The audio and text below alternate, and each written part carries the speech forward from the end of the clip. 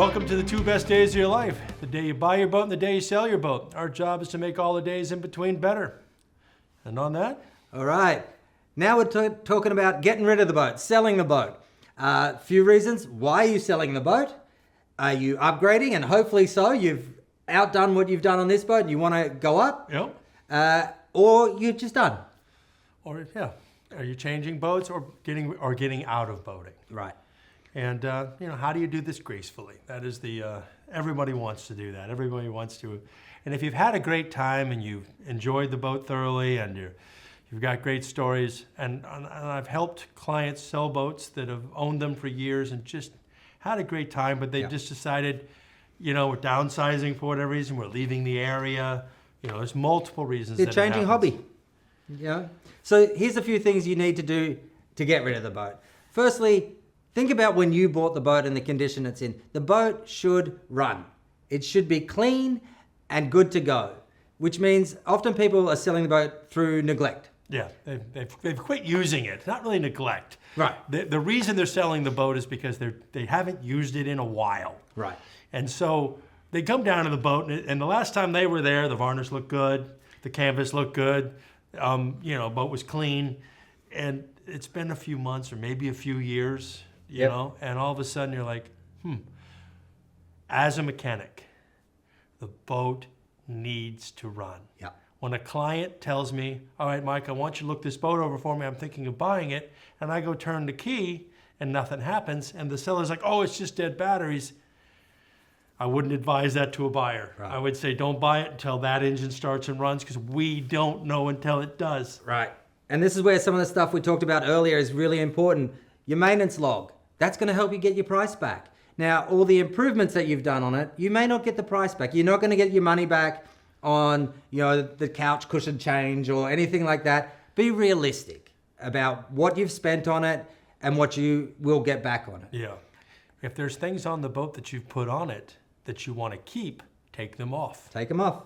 They're not Staging the boat. Yes. So most of the time when you're buying a boat, the brokers, they will want most of the personal stuff off it. Take your clothes off it. Have it cleaned inside and out. Air it out. Air it out.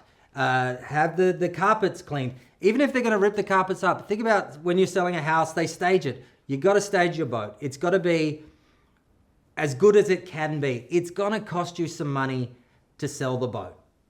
Whether you get the money back or not, it's just going to cost you money to sell the boat. It is. And then when you're selling it, remember those monthly expenses, berth rent, insurance, and taxes.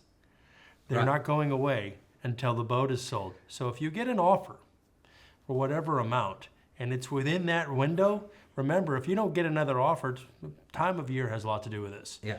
If you don't get another offer for 6 more months, well, that's $6,000. Yeah. Yeah. So a lot of people try to hang on for that last penny. Yeah.